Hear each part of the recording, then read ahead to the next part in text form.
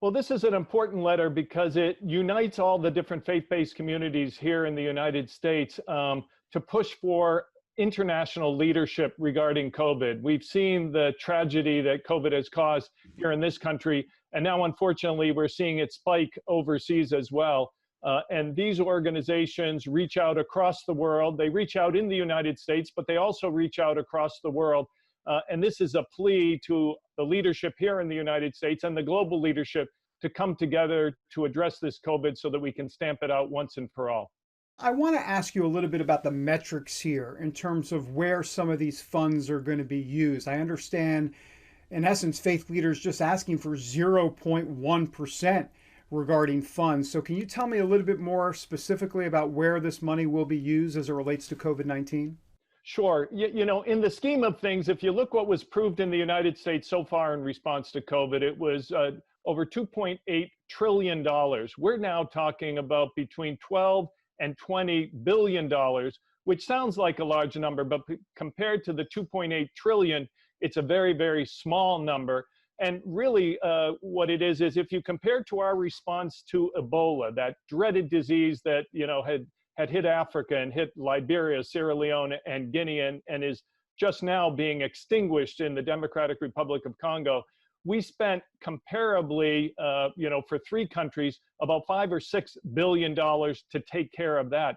This is a worldwide pandemic, and it's one that not only are we responding to COVID, but we're also responding to what we call shadow pandemics. And what I mean by that is the estimation now of acute hunger in the world is that it's going to double this year. And so our teams are doubling the work that they're doing in many of these countries. So we're dealing with that. We're dealing with immunizations, and then we're dealing with malaria and HIV/AIDS. People can't get the treatment that they normally get. Kids are not going to school. They're not being fed.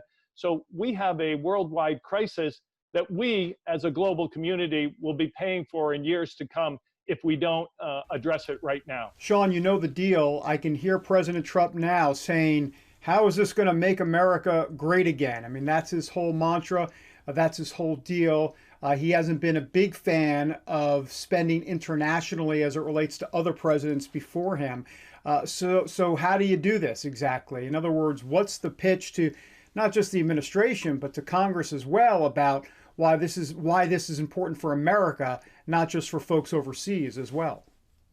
Sure. The first thing I would say is that the American population has always been very generous, and there's bipartisan support for humanitarian assistance. When people look out there and see children dying, families being torn apart, that's a key issue for Americans, and Americans don't allow that to happen. And so I think you're going to see great support for that. We've done some testing, and 4 out of 5 people say we need to provide that assistance. In addition to that, I think we all know that if people can't survive where they are, they're going to migrate. And if they migrate, they're going to go to where they think there is assistance. So one of the ways we can address the immigration issue and that we try to do is help people not to have to migrate. So provide people with the education, the healthcare, and the livelihoods where they are. So that's something for those who don't feel we need a lot more people coming to the country. This is one way. Another issue is the business issue that I mentioned just previously, and that is much of the U.S. economy now is a global economy and worldwide. Currently, we're having a great crisis in India. China had its blip before, and all of Africa. If we don't have those areas as markets, it's going to be tough for the American economy to really juice up and go. You know, Sean, what struck me and what was very interesting to me is that if you look at this faith leader list, you see folks from a wide range of the faith spectrum. And you've got Ralph Reed and Russell Moore signing this letter. And Ralph Reed and Russell Moore don't typically agree on too much when it comes to the actual political issues of the day in terms of the Donald Trump agenda and what's going on politically in this country right now. So tell me a little bit about this, because it looks like the faith community is in essence speaking with one voice here.